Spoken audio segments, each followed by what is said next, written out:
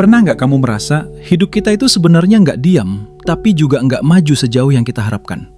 Kita bekerja, berusaha, bertahan, tapi setiap kali menoleh ke depan selalu muncul pertanyaan yang sama. Beberapa tahun lagi, posisi kita ada di mana? Harga kebutuhan naik pelan-pelan, tekanan hidup naiknya terasa lebih cepat, sementara pegangan finansial kita seringkali terasa rapuh. Bukan karena kita malas, tapi karena kita hidup di zaman yang berubah terlalu cepat. Apa yang hari ini dianggap biasa, besok bisa jadi penting. Dan yang hari ini diremehkan, tiba-tiba jadi rebutan. Banyak dari kita menyimpan kecemasan yang sama. Takut salah langkah, takut ketinggalan, takut suatu hari sadar bahwa seharusnya kita sudah mulai dari dulu. Dan yang paling sering muncul di kepala, kalau memang ada peluang, kenapa rasanya selalu datang pas kita belum siap? Padahal kenyataannya, peluang jarang datang dengan suara keras. Ia sering muncul dalam bentuk hal-hal sederhana. Sepi, nggak menarik perhatian, bahkan kadang dianggap nggak bernilai. Sampai akhirnya waktu berjalan, kebutuhan berubah, dan orang-orang mulai mencari sesuatu yang dulu mereka abaikan. Dimanapun kamu menonton video ini, dari kota besar, kota kecil, atau daerah yang jarang disorot, rasa khawatir soal masa depan itu sama. Kalau kamu mau, tuliskan di kolom komentar kamu nonton dari mana. Bukan buat pamer, tapi supaya kita sadar, keresahan ini kita rasakan bersama. Video ini bukan untuk menakut-nakuti, juga bukan untuk menjanjikan jalan cepat. Video ini adalah ajakan untuk melihat lebih jernih, tentang beberapa komoditas nyata yang bisa mulai kita tanam dari sekarang. Bukan untuk kaya mendadak, tapi supaya ketika 2026 datang, dan banyak orang baru sibuk mencari pegangan, kita tidak mulai dari nol. Kita sudah lebih siap. Sekarang kita masuk ke bagian yang sering bikin orang mengernyit. Bukan karena sulit, tapi karena apa yang akan kita bahas terlalu dekat dengan hidup sehari-hari. Sampai sering tidak dianggap sebagai aset. Padahal justru karena terlalu dekat itulah nilainya sering luput dari perhatian. Kalau kita bicara soal menanam sekarang untuk beberapa tahun ke depan, komoditas pertama yang perlu disebut justru yang paling sering bikin emosi naik turun di dapur. Cabai. Cabai bukan barang mewah, tapi hampir semua orang membutuhkannya. Setiap kali harganya melonjak, kita baru sadar betapa pentingnya komoditas kecil ini. Cabai mengajarkan satu hal penting. Sesuatu yang kelihatannya sepele bisa jadi sangat dicari ketika pasokan terganggu dan kebutuhan tetap ada. Komoditas kedua adalah rumput laut.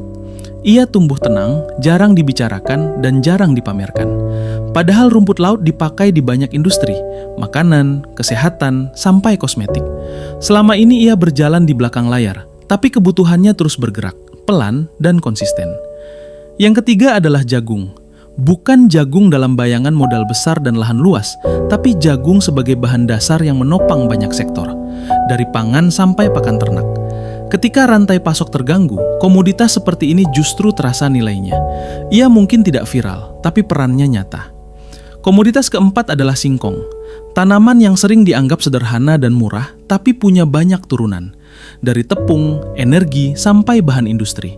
Singkong mudah beradaptasi, tumbuh di banyak daerah, dan sering diremehkan justru karena terlalu familiar. Dan yang kelima adalah kopi. Bukan kopi sebagai gaya hidup semata, tapi kopi sebagai komoditas yang terus dicari. Setiap hari orang minum kopi, tapi sedikit yang melihatnya sebagai sesuatu yang bisa ditanam pelan-pelan dengan kesabaran dan kualitas sebagai kunci. Setelah menyebut 5 komoditas ini, kita perlu berhenti sejenak. Ini bukan ajakan untuk langsung menanam semuanya. Langkah pertama yang paling penting justru memahami posisi kita sendiri. Kita perlu jujur pada diri kita. Seberapa besar kemampuan yang kita punya, baik dari sisi uang, waktu, maupun tenaga.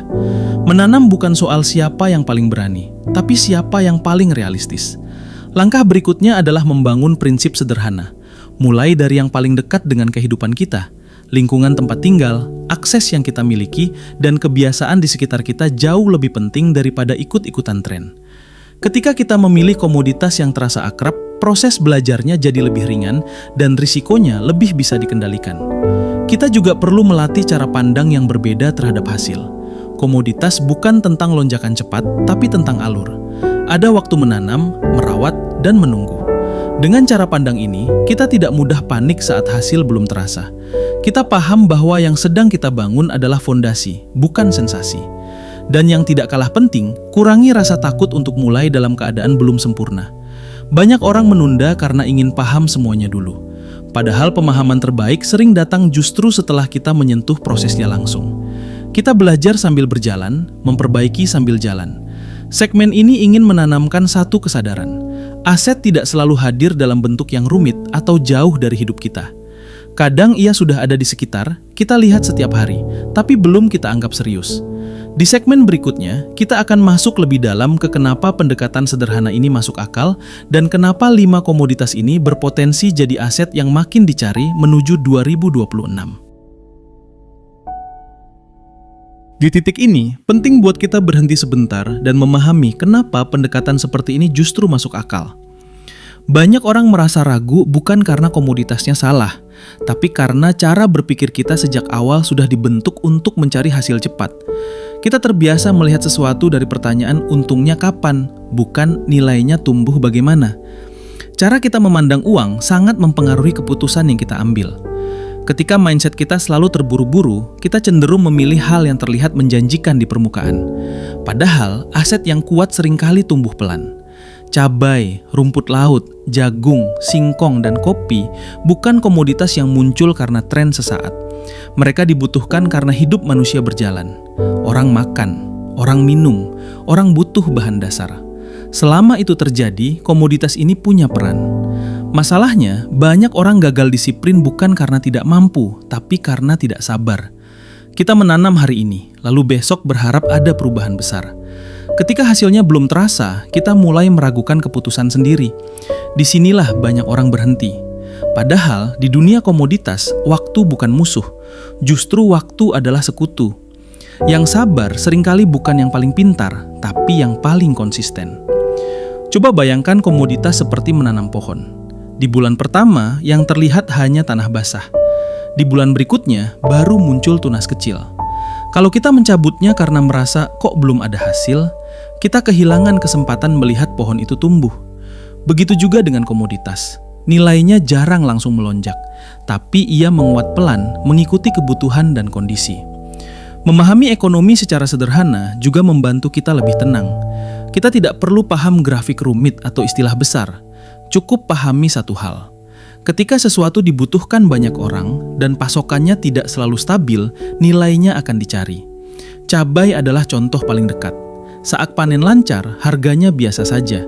Tapi saat cuaca berubah atau pasokan terganggu, kita baru sadar betapa pentingnya. Perilaku kecil juga punya dampak besar. Kebiasaan mencatat, mengamati harga, memahami musim, dan belajar dari sekitar membentuk kestabilan jangka panjang.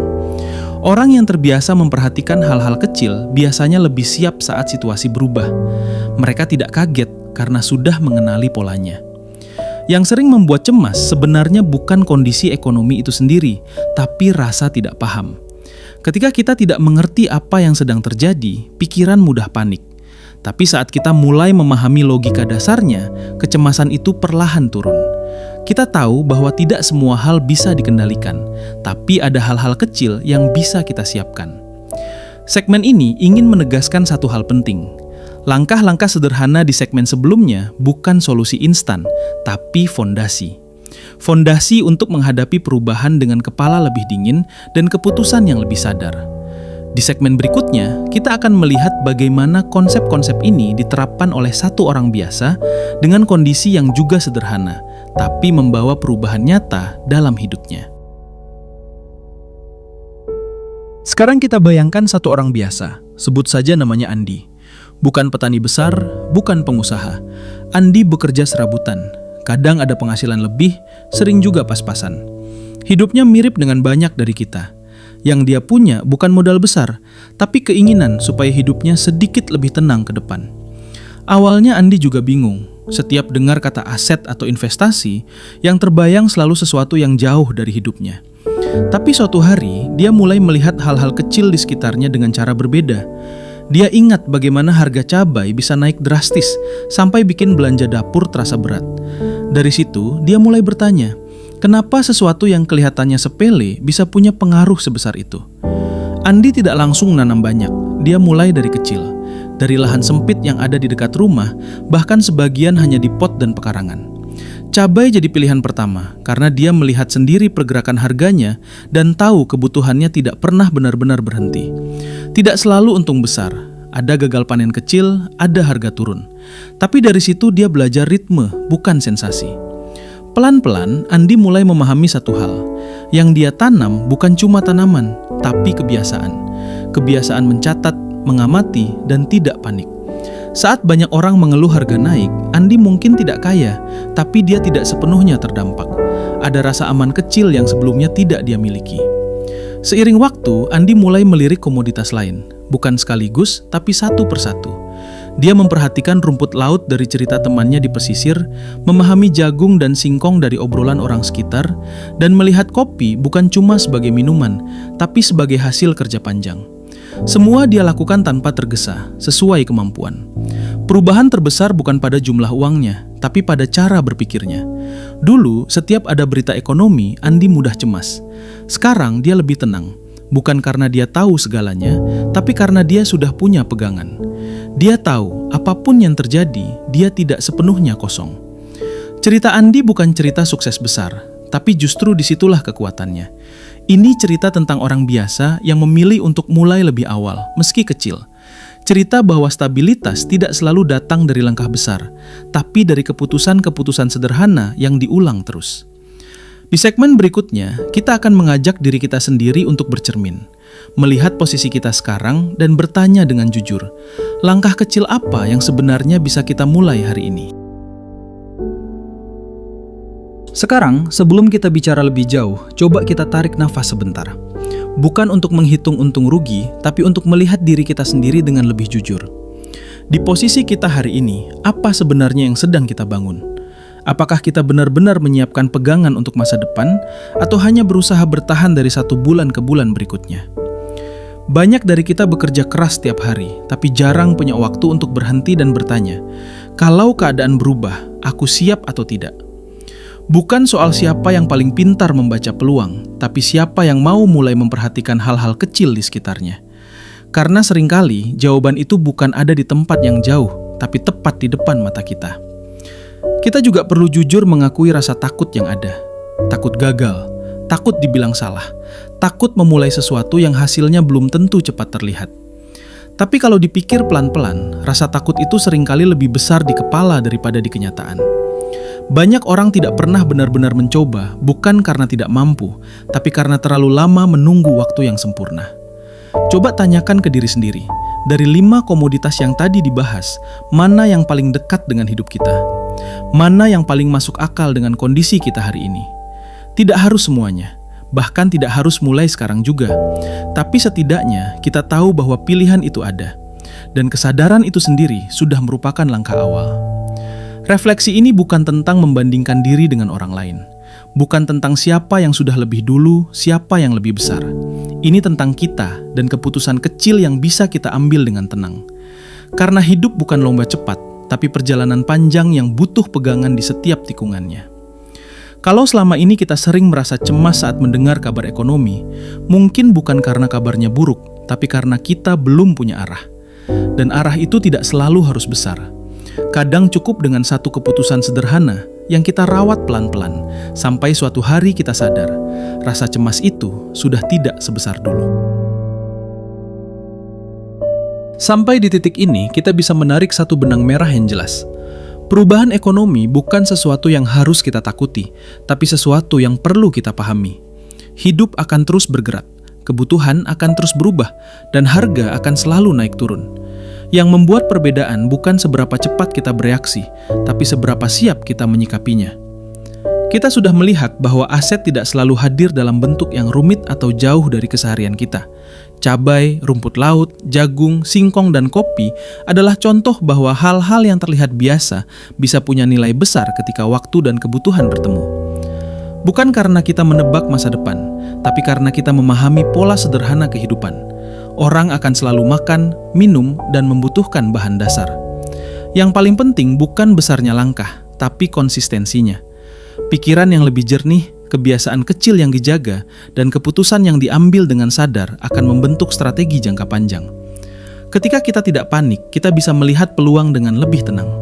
Ketika kita punya pegangan, kita tidak mudah goyah oleh perubahan. Kalau kamu merasa video ini memberi sudut pandang baru, jangan ragu untuk menekan tombol like. Bagikan ke orang terdekat yang mungkin sedang memikirkan hal yang sama. Dan kalau kamu ingin ikut berdiskusi, tuliskan di kolom komentar, komoditas mana yang paling dekat dengan hidup kamu saat ini. Kita bisa belajar dari cerita satu sama lain. Terakhir, kalau kamu merasa konten seperti ini membantu kamuflage geliat hidup dengan lebih jernih dan realistis, pertimbangkan untuk subscribe. Bukan untuk janji kaya cepat, tapi untuk perjalanan pelan-pelan membangun pegangan hidup yang lebih kuat. Ingat, kamu tidak terlambat. Kamu hanya sedang berada di titik awal kesadaran. Dan kesadaran itu adalah benih pertama dari perubahan yang lebih tenang dan lebih siap.